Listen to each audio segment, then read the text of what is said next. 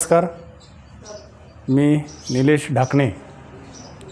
मागील 1 सप्टेंबरला जो सर्वोच्च न्यायालयाचा निकाल आला शिक्षक पात्रता परीक्षेसंदर्भात, तर ही शिक्षक पात्रता परीक्षा उत्तीर्ण होण्यासाठी नेमकं काय केलं पाहिजे या संदर्भात बऱ्याच शिक्षकांसोबत माझी चर्चा झाली की मी वयाच्या 40व्या वर्षी ही परीक्षा उत्तीर्ण केलेली आहे आणि आता सर्व शिक्षकांना ही परीक्षा उत्तीर्ण होणं न्यायालयाच्या निर्णयानं कंपल्सरी झालेलं आहे.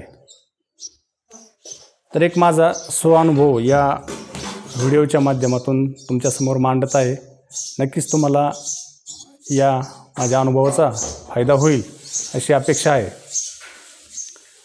तर आता पेपर 1 याचा सिलेबस काय किंवा विषय काय, तर पेपर 1 साठी 5 विषय असतात. त्याच्यामध्ये भाषा विषय आहे, मराठी विषय, इंग्रजी विषय, मानसशास्त्र विषय आहे, गणित आहे आणि परिसर अभ्यास, असे 5 विषय 30-30 मार्काला हे 5 विषय असतात. 150 मार्कापैकी आपल्याला उत्तीर्ण होण्यासाठी किंवा पात्र होण्यासाठी कॅटेगरीला 83 मार्क आणि ओपनला 90 मार्क अशा पद्धतीचं आपल्याला त्याच्यामध्ये गुण घ्यायचे आहेत. आपल्याला काय 150 पैकी काय स्कोअर करायचं नाही, आपल्याला फक्त मिनिमम एवढे मार्क पडले पाहिजे, तेव्हा आपण या परीक्षेमध्ये काय होतोय, पात्र होतोय. तर आता अभ्यास कसा करायचा, तर मुळात अभ्यास यासाठी काय वेगळा अभ्यास नाही आहे.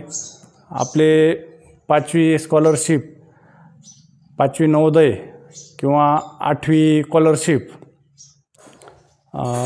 NMMS ह्या ज्या परीक्षा होतात, ह्या परीक्षेचं जे गणित आहे किंवा भाषा विषयाचा जो बेस असतो त्याच पद्धतीचे प्रश्न आपल्याला TETमध्ये विचारले जातात. तर आता आपण बऱ्यापैकी शिक्षक म्हणून ह्या परीक्षेशी निगडित असल्यामुळं आपला त्यामध्ये अभ्यास झालेला असतोच. परंतु या व्यतिरिक्त जर आपल्याला अभ्यास करायचा म्हणलं तर आपण कुठले पुस्तक वगैरे काय रेफर केलं पाहिजे, तर त्या संदर्भात माझा अनुभव सांगतो की मी काय वापरलं होतं. मराठीसाठी मी मोरा वाळंबे सरांचं जे पुस्तक आहे व्याकरणाचं, ते पुस्तक वापरलं होतं. शब्दसाठ्यासाठी सुद्धा मोरा वाळंबे यांचंच पुस्तक आहे पहा, शब्दरत्न नावाचं. तर याच्यामध्ये आपला जो मराठी भाषेचा शब्दसाठा आहे तो ह्या पुस्तकामधून आपला पूर्णपणे क्लिअर होऊ शकतो. आणि मानसशास्त्रासाठी जे DEDचं फडके प्रकाशनाचं हे पुस्तक आहे मानसशास्त्राचं, तर या पुस्तकामधील काही संकल्पना आपण समजून घेऊन अभ्यास केल्या पाहिजेत. फक्त पाठांतर, थोडंफार पाठांतर पण गरजेचं आहे, पण पाठांतरावर अवलंबून न राहता आपल्याला काय असतं, उपयोजनात्मक प्रश्न विचारले जातात. त्यामुळे आपल्याला त्या प्रश्नाची उत्तर देण्यासाठी आपल्याला याच्यातल्या कन्सेप्ट क्लिअर झालेल्या असल्या पाहिजेत. काही व्याख्या वगैरे समजा हे पाठ करणं गरजेचं आहे.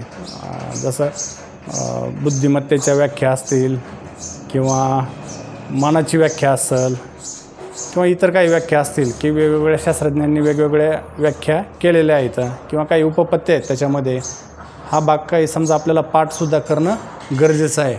त्याचबरोबर आता मी कुठल्या पुस्तकाची किंवा एखाद्या याची जाहिरात करत नाही, पण मला त्या पुस्तकाचा फायदा झालेला आहे, त्यामुळं मी तुम्हाला सांगतो की इग्नाईट अकॅडमी आहे संभाजीनगरची, त्यांचं TET सक्सेस मास्टर नावाचं पुस्तक आहे पहा. आणि ह्या पुस्तकामध्ये ज्या आत्तापर्यंत ज्या TET परीक्षा झालेल्या आहेत त्या परीक्षेमध्ये विचारलेले प्रश्न आणि त्या प्रश्नाचं विश्लेषण त्यांनी यामध्ये दिलेलं आहे. थोड्याफार प्रमाणात काही चुका झालेल्या आहेत त्यांच्याकडून, त्या आपल्या लक्षात येतात, त्या आपण त्या ठिकाणी दुरुस्त करू शकतो. पण पुस्तक चांगलं आहे. समजा आपल्याला एक पूर्णपणे परीक्षेचं स्वरूप लक्षात येतं आणि बराच अभ्यास, जवळजवळ 50% अभ्यास या पुस्तकातून आपला होऊ शकतो. कारण TETमध्ये बऱ्याच प्रश्नांचं काय होतं बघा, रिपिटेशन होतं, पुन्हा पुन्हा ते प्रश्न विचारले जातात.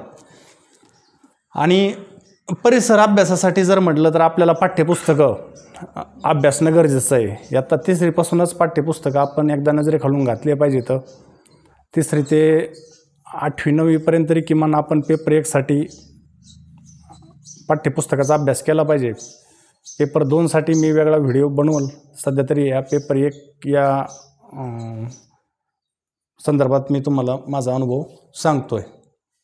चला, यापेक्षा वेगळं काही जर तुम्हाला विचारायचं असेल, इंग्रजीचं काय केलं तर इंग्रजीचं सुद्धा स्कॉलरशिपचे पुस्तकं आहेत पहा, 5वी 8वीचे. त्याचाच मी अभ्यास केला. तर माझ्याकडं पंढरीनाथ राणे सरांचे पुस्तकं मी घेतली होती 8वीचे स्कॉलरशिपचे, आणि त्याच्यामधून इंग्रजीचा अभ्यास केला. तर बऱ्यापैकी मला फायदा झालेला आहे. चला, या माझ्या अनुभवाची तुम्हाला मदत होईल. फार काय अवघड नाही आहे TET परीक्षा. बाकी TETचा निकाल कमी लागण्यामागचं काय कारण आहे माहिती आहे का, की हे जे DED उमेदवार आहेत, कुठंतरी जॉब करतायत समजा, आणि TET निघली की फॉर्म भरतात आणि परीक्षेला जातात.